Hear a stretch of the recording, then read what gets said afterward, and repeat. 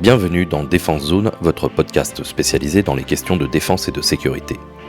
Chaque semaine, en plus de nos entretiens avec des militaires, policiers, gendarmes, entrepreneurs et autres experts du secteur, nous vous proposons un court résumé des actualités qu'il ne fallait pas rater ces derniers jours. Barkhane. Dans la nuit du 7 au 8 février, au Burkina Faso, à une cinquantaine de kilomètres au nord de Ouaïgouya, la force Barkhane a conduit une opération visant un groupe affilié à l'organisation Ansarul Islam. Constituée d'une quinzaine de terroristes, cette organisation était responsable de nombreuses attaques et poses d'IED. Ils étaient notamment impliqués dans l'attaque d'Inata en novembre 2021, au cours de laquelle 53 gendarmes burkinabés ont été tués. Après avoir localisé le groupe, Barkhane a procédé à une première frappe aérienne avant l'intervention au sol des commandos. Dès leur arrivée, les militaires ont été pris à partie par les terroristes, s'en est suivi de violents combats appuyés par des hélicoptères d'attaque. Le bilan final est de 10 terroristes neutralisés et, malheureusement, déplore Barkhane, de 4 civils ayant trouvé la mort lors des échanges de tirs. Industrie. C'est une nouvelle victoire pour le groupe Dassault. Jeudi 10 février, après un voyage de 48 heures en Indonésie, la ministre des Armées, Florence Parly, annonçait la signature d'un nouveau contrat de vente du Rafale. C'est son homologue, Prabowo Subianto, qui l'a annoncé officiellement, confirmant la signature d'une première commande de 6 chasseurs français de dernière génération et une commande totale de 42 appareils. Les Rafales sortiront 9 des usines de Dassault. Les groupes Thales et Safran seront aussi concernés par ce contrat d'un montant de plus de 7 milliards d'euros. En plus d'une victoire économique et industrielle, cette commande permet à la France de continuer à prendre pied après la vente des Rafales à l'Inde, dans la région Indo-Pacifique, après la déconvenue de la vente des sous-marins à l'Australie et le renfort de l'alliance de cette dernière avec les États-Unis et le Royaume-Uni.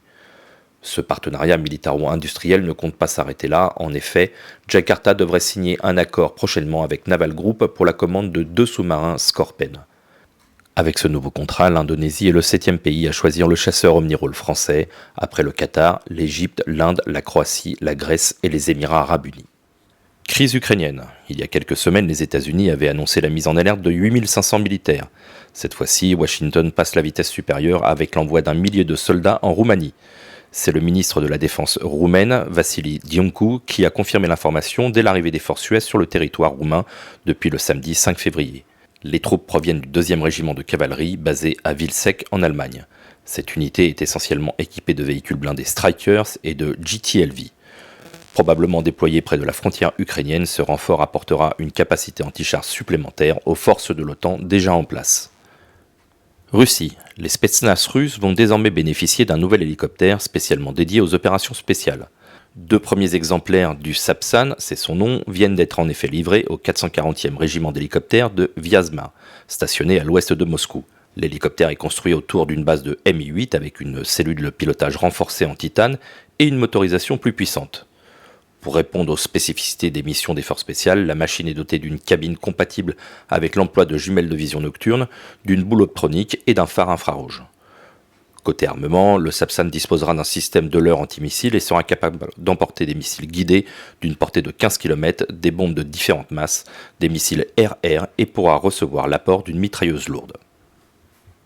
États-Unis. Après la police de New York, c'est au tour du département de la sécurité intérieure d'utiliser des robots chiens. Depuis quelques semaines, ces nouveaux auxiliaires des forces de l'ordre patrouillent le long de la frontière mexicaine. C'est l'entreprise Ghost Robotics qui a remporté le marché, une société déjà connue pour avoir développé il y a quelques mois un modèle de robot chien armé.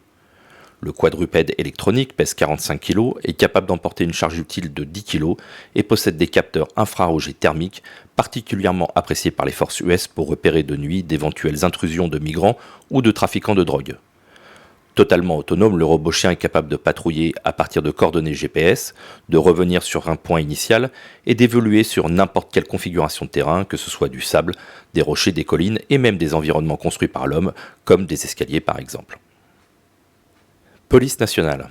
Dimanche 6 février, un brigadier chef de la police aux frontières de Roissy s'est donné la mort. Ce tragique événement, le 12e depuis le début de l'année, a poussé le ministre de l'Intérieur à réunir les syndicats pour analyser le parcours de chacun d'entre eux et surtout de trouver des solutions pour endiguer les nombreux suicides qui touchent les fonctionnaires de police. Ils sont en effet entre 30 à 60 à se donner la mort chaque année. Parmi les solutions, l'accélération du déploiement du réseau des sentinelles, des fonctionnaires formés pour détecter les signaux avant-coureurs d'un possible geste fatal. Cela peut être quelqu'un qui va être plus discret, un peu plus négligé, fatigué, qui va perdre du poids, être cynique et faire des allusions à des intentions suicidaires ou avoir des retards inhabituels, a détaillé à l'agence France Presse un des fonctionnaires déjà formés. En 2021, une première phase expérimentale avait permis de former 41 policiers. L'objectif fin 2022 serait de disposer d'un réseau de plus de 2000 sentinelles, principalement affectés à des postes dits visibles, comme les secrétariats, des postes de commandement ou encore des personnes reconnues par leur ancienneté. Voilà pour l'essentiel de l'actualité cette semaine. Pour en savoir davantage sur cet univers et pour découvrir tous nos articles et reportages, rendez-vous sur notre site internet défense-zone.com. Pour plus de brefs, d'articles de fond et de photos, nous éditons également tous les 3 mois un magazine papier que vous pouvez recevoir en étant abonné à notre espace premium. Il vous permettra aussi d'avoir accès à des contenus exclusifs sur nos différents supports.